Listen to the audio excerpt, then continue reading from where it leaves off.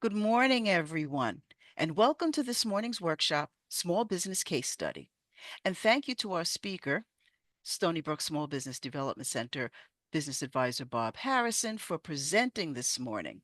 My name is Leslie of the Stony Brook SBDC, and we're joined this morning by a few of our business advisors and admin staffers as well. For those of you who are not familiar with our services, the Small Business Development Center offers free, confidential, ongoing business counseling for a variety of businesses, startups, and established businesses as well. To make an appointment, call 631-632-9837, and I'll put our contact info into the chat as well. And speaking of the chat, please place your questions into the chat, and our speaker will field them as we go along. And now let's turn the presentation over to Bob Harrison. Thank you. Yeah, thanks, Leslie. Hey, good morning, everyone. We're going to talk about a journey, and it happens to be mine as shared in a case study format. And then we're going to try and learn about, you know, some of where you are and where you want to go. Usually when I work with our SBDC clients, I usually like to do a set of past, present, and future.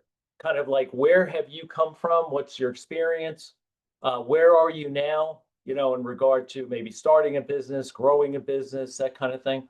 And where do you want to go so that we can share resources and, all important aspects that will, help you, in your journey. So I'm going to talk a little bit about my past because very important how it led up to the small business startup and ownership, which is this one right here, Delta Lock. But there's a lot of a lot of decisions that lead up, and I'm sure you've dealt with some of those yourself. Are you doing due diligence on a particular business that you're looking to start? You've started one, you're trying to grow it.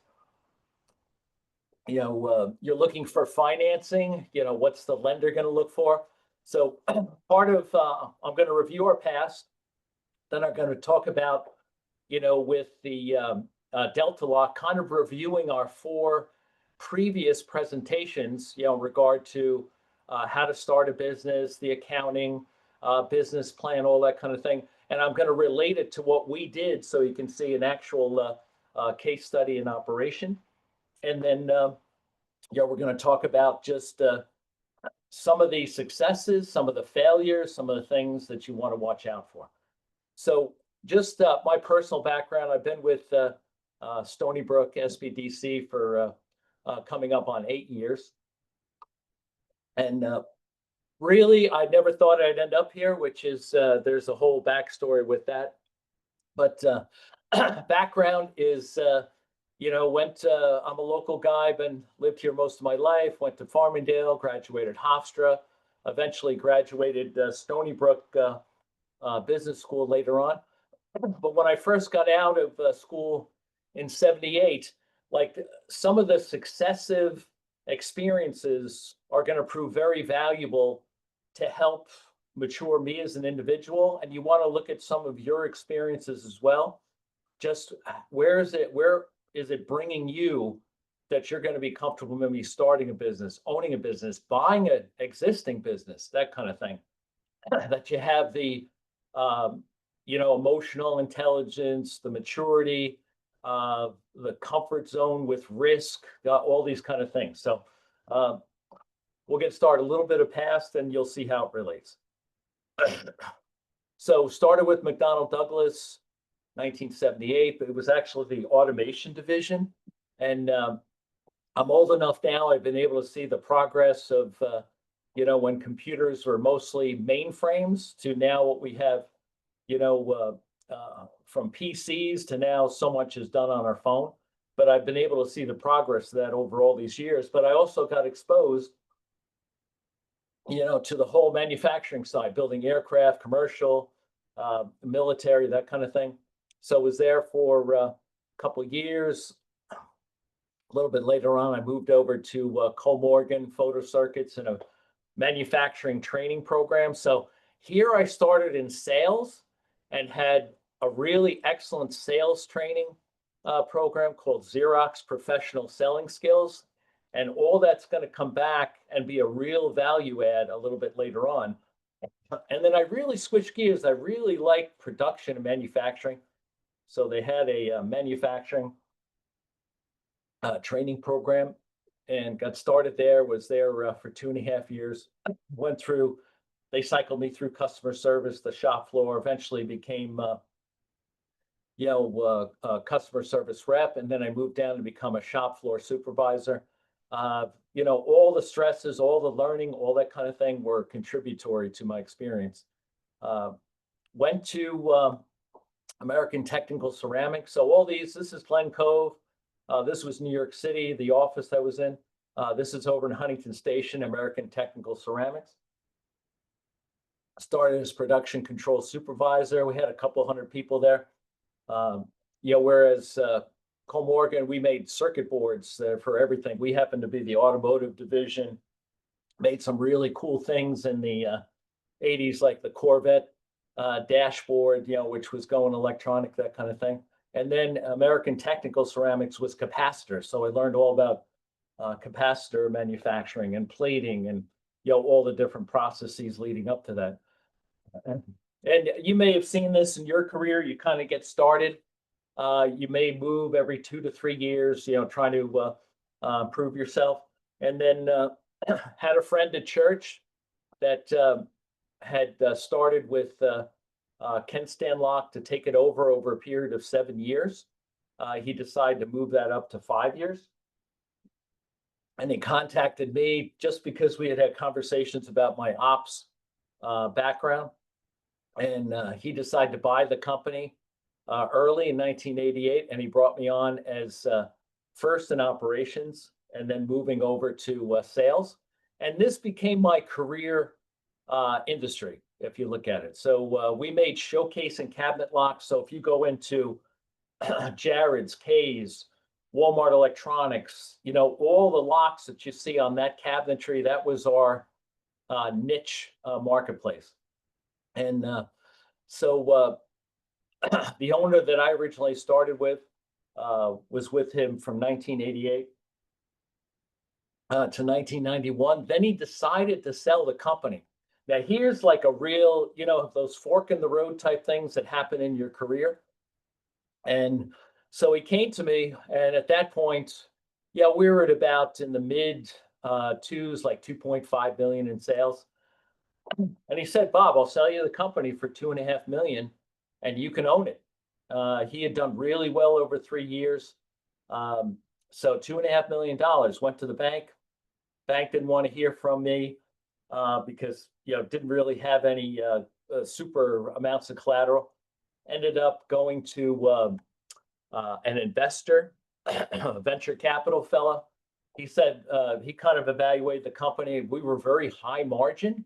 And that's really important if you're considering a business, whether it's a franchise owning. The higher the margin, the more profitability is going to flow to your bottom line. This was a very high margin business. He liked it.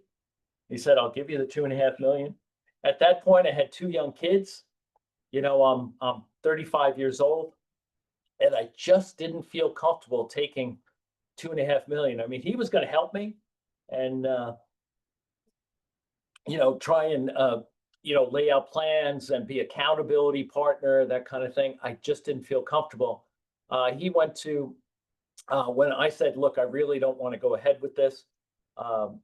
So he actually dealt directly with the owner, but it didn't work out. And the owner happened to sell it to another fellow that I worked for, for about 15 years.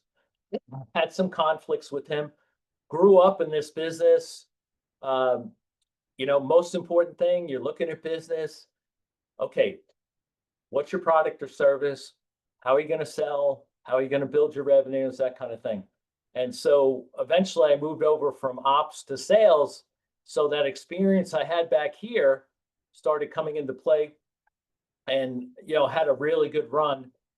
Started having some conflicts with the owner just over a period of time. And if you've been in sales, trying to get a compensation plan that's fixed and not just, spongy. Well, that was our point of contention. And eventually it kind of reached a head in 2005. And I just said, look, I didn't say this to him, but it's like, I've got to go. This just isn't going to work out.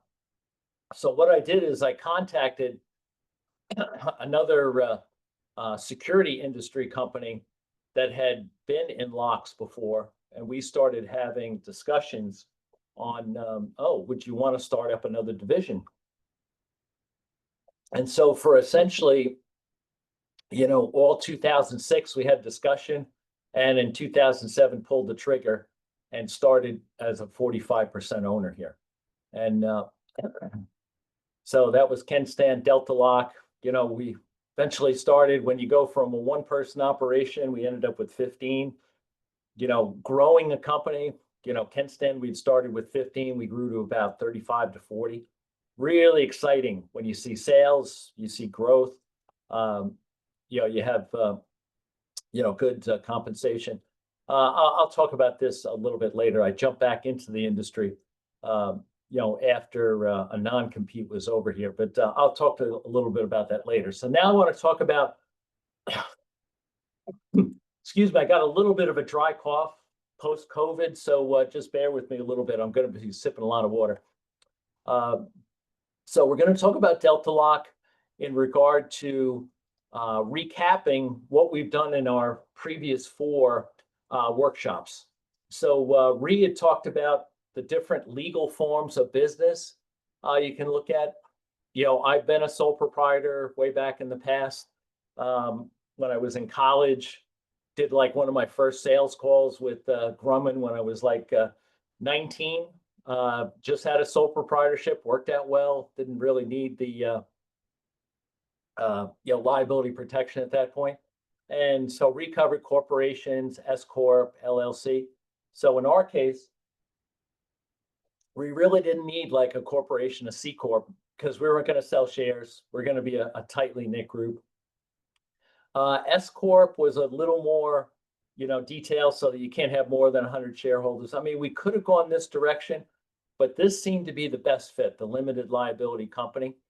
And so having a parent company was really helpful because they kind of went through and did the filings and all that kind of thing. So I could just get started, on designing the product, having this, moving over from the previous company. I had some intellectual property ideas. I had gotten a patent at the previous company, but had some other ideas. So that's what I was going to build the new company on. And here's how our ownership was split up.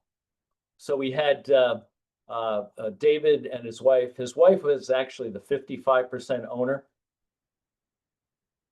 but not an operating person. So we couldn't have gotten, a minority business enterprise or anything else, but we just started like that. And then the CEO of the parent company that was going to finance me had 15%. CFO, the CEO had 15%, and then I had 15%. I did not have to put any cash in. It was basically sweat equity, at that point. So this worked out, best for us. We help out, I would say, most of the people we're working with probably go LLC for their choice of business form. There's an operating agreement requirement, which is really important to, especially with partners, to make sure that the provisions are good. We usually recommend attorneys for that. If it's just a solo member operating agreement, that's really just an agreement with yourself. Makes it very simple. But this one ended up being fairly complicated. Even before we started, I'd spent $12,000 on legal fees back and forth to try and get something, that was workable. And then they took care of the advertising requirement as part of it for the filing. So that's how we got started. The next is, defining, what your business is. And so the vision, we were going to have these removable core locks. That was going to be our, feature function that was going to separate ourselves from my previous company. Worked on that, planned for that all of 2006. And, wherever you are, if you're working, regular job, you're looking at starting a sideline or something like that. Well, that was my 2006, just going to start like a brand new company. And I would take probably in the summer, I started with taking Fridays off, using my vacation days, and I would actually go into the parent company with my laptop and just do planning and thinking, okay, how's this going to work? How are we going to get started? That kind of thing. And it was just demonstrating that, I wanted to have all my due diligence done. And no matter where you guys are now in your thought process, your planning process, you want to make sure your due diligence, all the steps are taken, and you de-risk your enterprise, whatever it's going to be. And sometimes it may help, maybe you want to go a franchise route so that you have some support. You're not going solo out there. Or if you're, don't have experience in an industry, you want to spend time, with somebody learning it. But yeah, my setup was good because in the 18 years that I was there, I did not have a non-compete clause in place. So I was able to move. The only thing that I was advised is, once you move, don't contact any of their customers for 3 months. And I had all these other things to do. We had the tool, we had to, get our product started. And so I had plenty of other things to do before I would start customer contact. I knew the industry. I knew the vendors. And we were going to get a new vendor set, but I knew, just the landscape of the industry, which was really valuable. And that's why the parent company was willing to invest in me, because of that experience. One of the things that you want to look at as you, explore your company, if you do not have industry experience and you go to a bank, you're going to have a lot more proof that you can make a business work at that point. So I didn't have to go to a bank in my case, but having experience, very important. And I had customer relationships. So when Ree was talking about feasibility, viability, desirability, the products I was making, I knew where they're being purchased. And so I basically was building, my products to go address that marketplace. So this is one of the things, if you haven't seen this, this is a very common, kind of a one-page setup for your business, with the most important being, we talked about these three things. What is your value proposition? Whether it's a product, a service, what is it that you're going to present to somebody that they're willing to pay you money for? And, I spent a lot of time in this. It's called the Lean Launchpad methodology. A lot of people use it for, getting government grants, because it does a lot of due diligence, de-risking, because you're working on that value proposition and identifying who your potential, customers are early on, so that you can really build a better business plan. And I talk about this all the time. There's a couple other aspects I want to cover with you. So let's, one of the things that we talked about, Brenda's portion was about, okay, what about the accounting that you're going to do for your business? Well, when you first start off, you may not need something that complicated. When I was over at Kenstan, when we first started, the only thing they had was like a ADP billing system. So I did all of our production planning on Excel. If you just have like a service business where you cut an invoice, just have to keep track, it could be as simple as that. You could choose some accounting software, of course, QuickBooks, a big one out there. Although their costing has gone, up more recently, but you do have some other ones that are out there. I think there's another one, Gusto, that Brenda talked about. We happen to, in our scenario at Delta, we had the parent company software to keep track of our sales first. And then when we ended up 2008, they took a big hit. They eventually merged with another company, and we had to spin off, out of our building and really operate independently. And that's when we migrated to QuickBooks ERP, Enterprise Resource Planning version with 5 seats. And that worked out really well for us.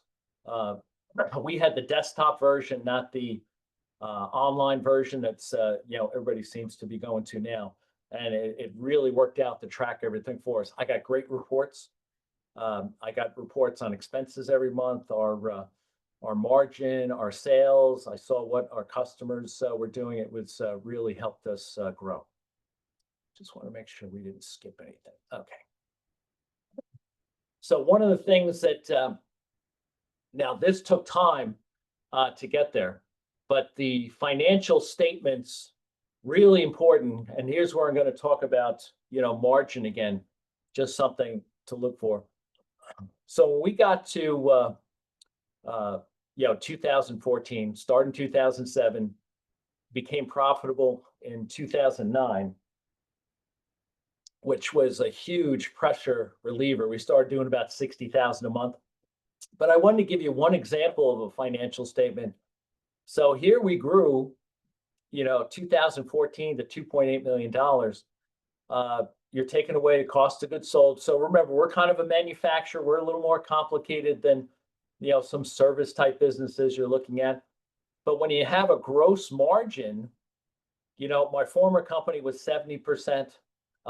We ended up trying to be a little more competitive to win some, business out there.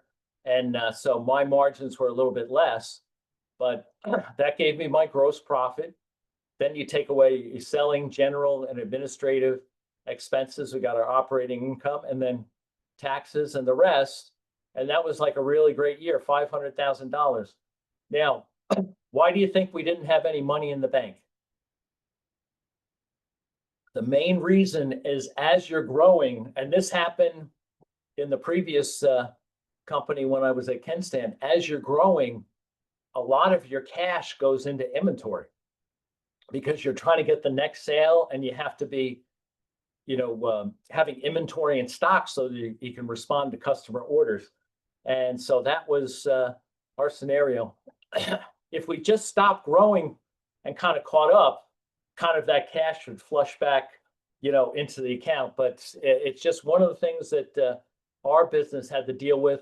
You'll have some, particular things in your industry, whether product or service, that you have to deal with as well. Now, in regard to, this is Gifty's presentation when she was talking about the business plan. How detailed does your business plan have to be? The executive summary, usually right at last. I'm going to talk about a couple of things like we do have Live Plan, which is a business planning tool, which is basically the term paper version of a business plan. And banks want to see that you've done your homework, you've checked things out, you've researched, and you want to have, like, if you have to do the full term paper, you want to do a great executive summary, because they may not look at the rest of what you have if you do a really good job in this. And like she said, it's a book jacket. The very important points of each section. You try and make it one page if possible. And if you do a great job on that, it can be a real persuasive argument when you're trying to, ask friends and family for money, going to a bank, requesting funds, startup funds, that kind of thing. So I'm going to share one other. This is what I share with customers, our clients. When you get to a business plan, sometimes the term paper version is overwhelming. This was essentially an executive summary that puts your whole business on one page, and you have to really compact it. I share this with clients all the time because I think it helps focus, what you're trying to do. And the other aspect that I share with them and I do this, I would say 80-90% of my customers that are trying to focus on what they want to do. Your business model is basically saying, okay, you create, you deliver, you capture value. It's how you make money. So, uh, and I use the business model canvas that we talked about before, and it kind of gets all your thoughts, in one place. So, Leslie, any questions, comments so far that I should address? Well, Maria was asking if you were going to share a copy of the summary, and I'm telling her, yes, we will. Oh, sure, sure. Uh, this one, and let's talk about the next one because I like this one. So don't think of features. This is what, tends to get everybody hung up is like, what are the benefits that you are trying to provide your customer in your value proposition? I'm sharing a couple um, things. Let me just see. I like this a lot, and I share this plus that executive summary. Uh, this basically defines your value proposition. And any of you guys that have been in sales, had sales experience, you know the classic two components of a persuasive or a sales message. It has to contain hope of gain and fear of loss. And just our human nature, we tend to respond more quickly to fear of loss. It's just the way we're built at this point.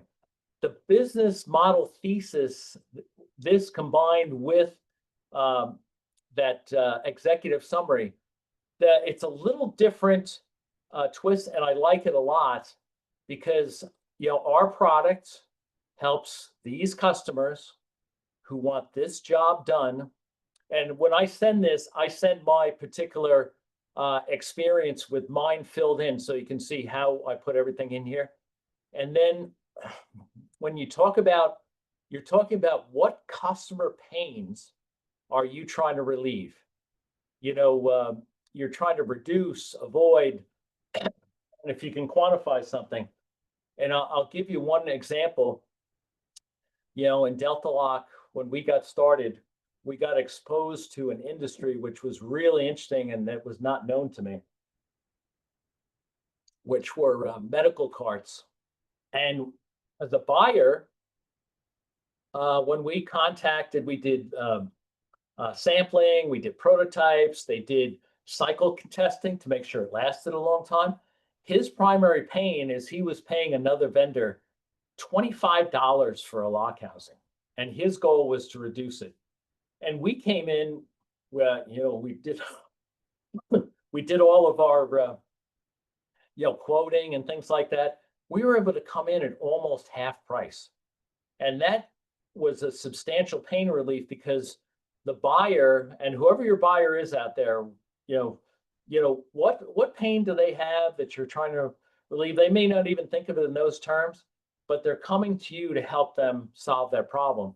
And later on, it was really interesting because I said, wow, I could have come in maybe 20-30% and not left money on the table. And he said, no, unless you came in at 50%, I couldn't have gotten approval from my executive management to consider you as a vendor because we'd used this other guy for years and years. And so you don't know where you're going to land. You want to be competitive, have a good margin, but also be able to win business. So you have customer pain that you're relieving, and then what's the customer gain? You're giving them more, you're taking away a pain, you're adding a gain, and then you're comparing it to what are the competing value propositions out there. It's just a way to get, okay, what am I offering of value? And I think this helps quite a bit. So let's talk about Delta Lock and how we grew. We had start in 2007. Guys know history. 2008 had the financial crisis.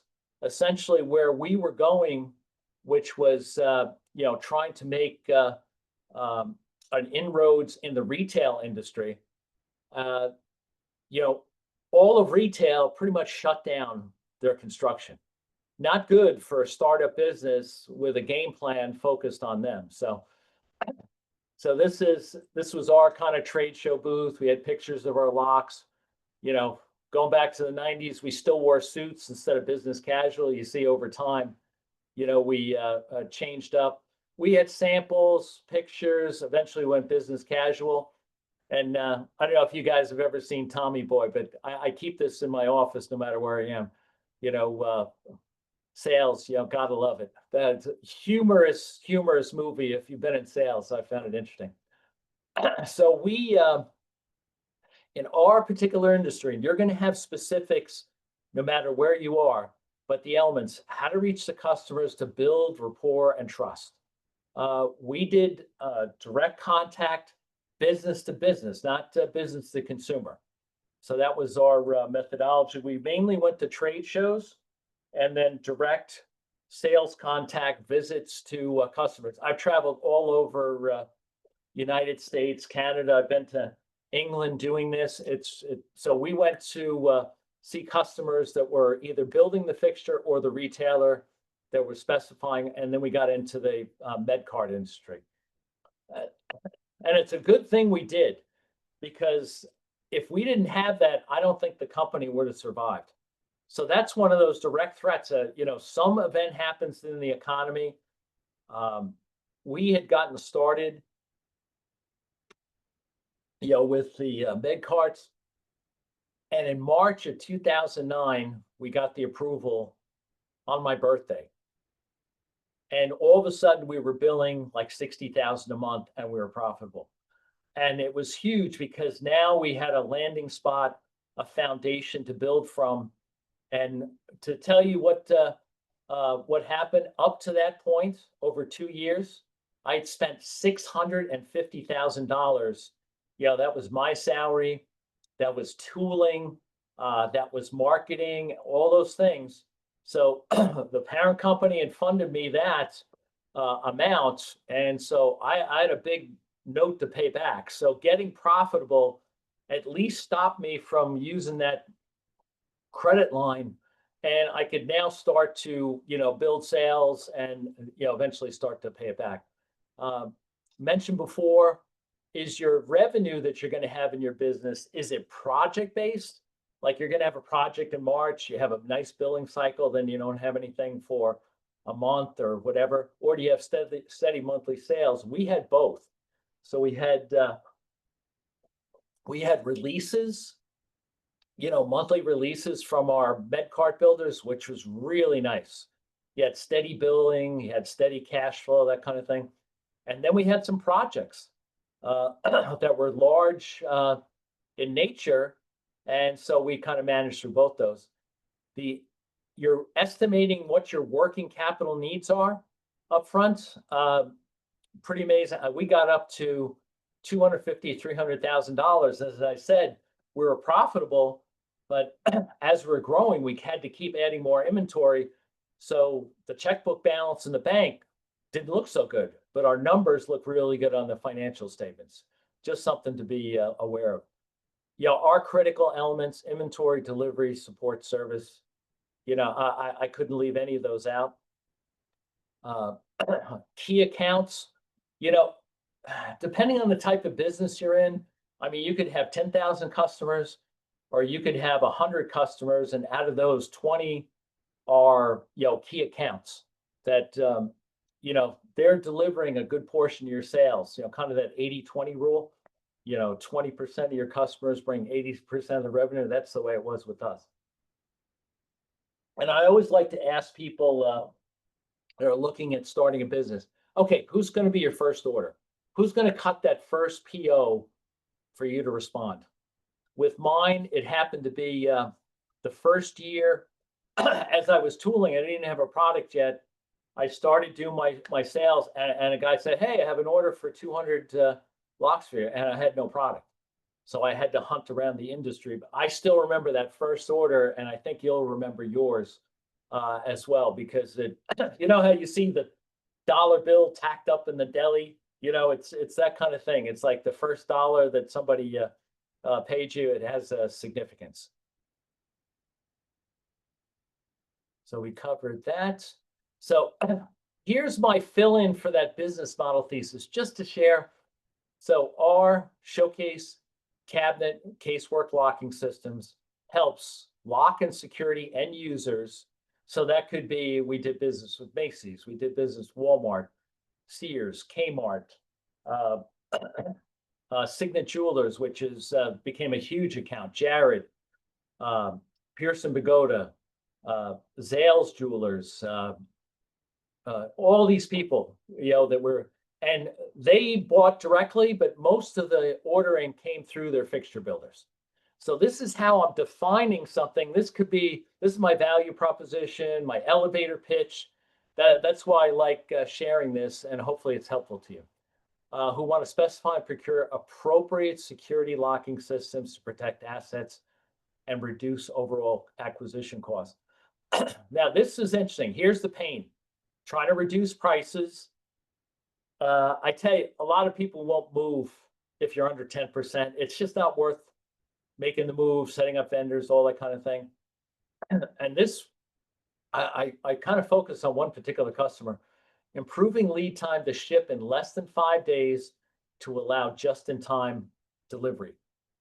We were able to take an order, and because of the system we set up, we're able to deliver right away, customized. And here's what happened: avoiding quality issues, which he had with his previous vendor, more rapid customer service.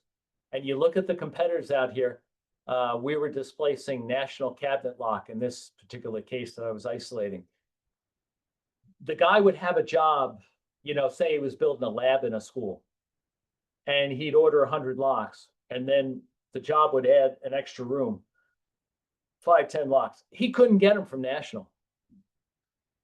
He said he went into a meeting on Friday, and this is where you want to think of your customers, what they're dealing with, pains you want to relieve, gains you want to provide. He went into a meeting and said, look, I can get these guys to help me out. He would spend like a whole day expediting stuff. So that time factor was a huge pain that we were able to solve.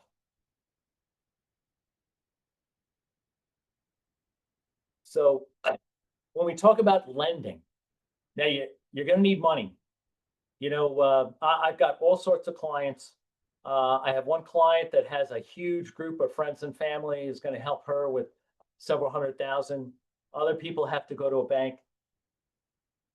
Other people don't have enough money. There are some, community development funding organizations. Like I sent people to La Fuerza, Ascendis. So this is really what we do at SBDC. Like we say, we look at your past, what is your present, what's your need, and then we'll try and vector you to resources that are going to help you. Guys, if your credit score is 650 and under, it's going to be tough. It looks like 650, 670 is pretty much the minimums out there. So when you talk about your past, if you can keep your credit score, up, when you come to this point, you're going to be at a much better prepared stage, to ask, for money. I'll share one quick story. My wife and I actually have a contest, to see who can keep the highest credit score. And we're both, I'm like 820, and the maximum FICO is supposed to be 850. She's gotten the last couple of months, she's gotten like an 857. And I said, that's impossible. The maximum is like 850. So if you want to get competitive with your spouse, hey, let's pay this off, let's pay that off, and if you're going to get into business, it's going to be very helpful to you. So we can help you. So now we've talked about, the business plan, how to get into business. We talked about different accounting options, lenders, that kind of thing. So leading up to, just how you get started. And that's where we can help you. I actually went to, when we first started Delta in 2007, I came to the Stony Brook SBDC, but we had no revenue. So we talked about, where are we going to get funds, trying to avoid, just borrowing everything from the parent company. But we had no collateral. We had no revenues, no sales. All we had was a plan. So, we weren't able to, we essentially ended up using the parent company as our primary funding resource. But we came here and it was good to get exposed, to the services here. Okay. So let's we talked about a little bit about the past. Um, and the next phase of your business. This was my planning thing to get back. So just to summarize, we got to 2015. You're trying to work with your other partners. Essentially, I had bought out my two other LLC percentages. So I went from 15 to 45%. And I try and state it very succinctly, but I had operational and philosophical differences with the 55% owner. And it was, you tried to work it out, you tried to make it, we were growing. And eventually it reached a point where I had to buy him out, he had to buy me out. Ended up in 2015 that we did work out an agreement. It didn't work out for the value that I was really anticipating because of some provisions in that operating agreement. Remember we talked about the LLC, the operating agreement?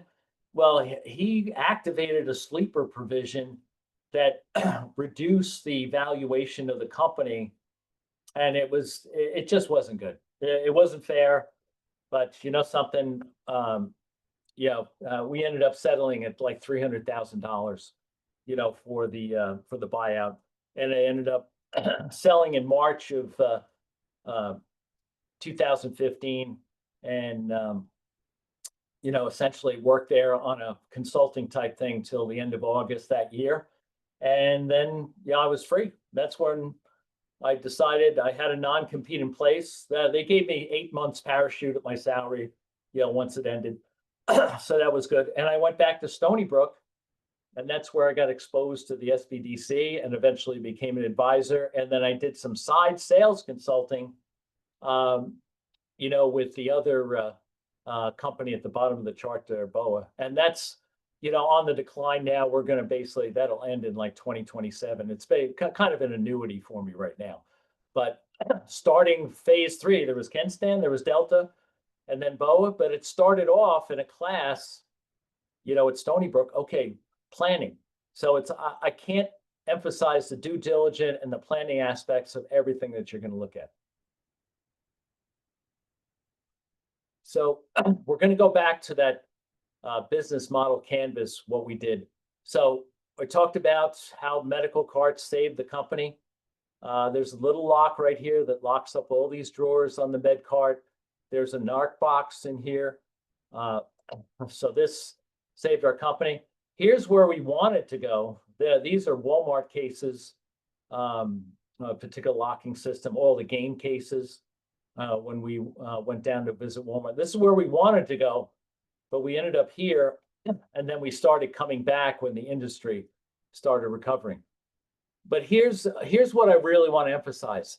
When you're looking at your value proposition, so what were we trying to offer our customers? We're trying to offer better quality, okay, delivery, security. Like we were trying to offer, benefits and offer at a lower cost. So the goal was to, offer a really good value proposition. And our customer segments, mostly retail, university. This is where fixture builders, because the guys that built these fixtures, the fellows that built these fixtures, those are the primary revenue generators. But all these were particular customer segments. We happen to concentrate, in here, and then we got into this as well. So that's kind of the layout of the canvas. I try and keep it really simple, when I'm working with the clients that are, okay, how am I going to figure this out? I like these as tools to help get you there. So I'm going to share a loss that is very painful. And it's sometimes you miss an opportunity, and I don't want you guys to miss. Normally when we went into retailers, Uh, we would deal with the store fixture people that are designing the fixtures for the stores and the security, the loss prevention people that are trying to stop theft. And just for your insight, in retail, 60% of the theft is internal. So 30% is external shoplifting, all that kind of thing. 10% is paperwork, that kind of thing. So actually, it's your internal employees that you're really trying to spend the most time on. we, but there was one person in that Walmart organization called store maintenance that had a particular pain that every time a store manager left, they would have to change out all the cores in the store, and it was really expensive. You had to take out the mechanical cores like this, and you see these all throughout Stony Brook University. You see them. It's a very, very common locking systems in corporate buildings, things like that, perhaps where you work. And they decided to go with this electronic lock. And what ended up happening is this was much more expensive. You think of this one can be, $20. This one is $150. So how do you sell it? It's, you're talking about something that's, 7, 8 times the price. But don't think of cost or price necessarily. Think of value. So what ended up happening, the way they sold it, if 1,000, 1,500 store managers changed every year, they had a cost. And they said, well, if we go with this system with electronic locking, I don't have to order cores. I don't have to spend the labor on changeouts. So I really want you to think, so we miss this area because we weren't used to it. So you want to get to customers' value proposition and cover the waterfront, because think of value, not just price. Really, really important. And you won't miss this. This ended up being, I understand, I don't think it fully went to $300 billion, but it probably got to 100 billion. And so you got to be attentive. You got to be a keen observer of, what your customers, a really good listener, all those things. Just, I've seen what works. I'm trying to pass that on. So this is a little more on the, so you talk about where directly benefits adoption, headquarters store maintenance. This was just a summary on it. So this was us, and you see all the different types of locks and everything else. Probably, if you look at our 2014, we did 2.8 million. I would say the medical carts were at least half that, so really a primary industry. I would say we're able to capture 40 to 50% of the industry because we dealt with some of the big players and we're able to win them over. And then a little bit later on, and unfortunately, guys, I would have loved to have stayed and enjoyed the game. We won Signet Jewelers. This happens to be a Levion case over in one of the Long Island malls. We won these guys, and I think they ended up being $500,000 to $1 million the next year after I left. And you hate to miss stuff like that, but it does happen. But I was so happy that we won them because, to convince somebody and have them put your trust, their trust in you as a vendor, is big. So we did some creative type things. Unfortunately, when I should have spent the money on a patent, I didn't, or I would have standardized the industry on this. This was the cheesy lock they used before, pain to deal with, adhesive mounted. We came up with a better version. I should have patented it. I could have licensed it to the other, main builders out there. So spend the money where there's going to be good value. Now, I want to just share this because this, how's your business going to progress? Well, what's your plan? And, there's a phrase, no plan survives first contact. It could be in the military. It could be business. So 2007, here was my plan, 430K the first year and essentially doubling, for the first 5 years. So what did I end up doing? 35, 354, 677. We became profitable, which was a big help. But see how this ends up being this. And the fact that we survived thanks to these guys and then eventually picked these guys up, it was just a blessing. There's no other way to explain it. We were blessed that we stayed in business. And sometimes you need, God's help to make it work. That's all I can tell you.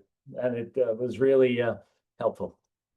So we're pretty much, to the end. These are some of the patents we did. We can help anybody that needs patent attorneys, engagement out there. We help with that. These are some of the things we created for Walgreens, responding to, again, a value proposition for an issue that they had. And this is us. We lost Brenda. She got promoted to another part of the university, but this is us. I got to update this slide, Leslie, to add David. And that's who we are, and that's our case study. And hopefully some value add, some insights. If you have any questions specific, you can always contact us to set up an appointment. We can do a deeper dive into your business, or you can ask me anything about the experience here and the pluses and minuses.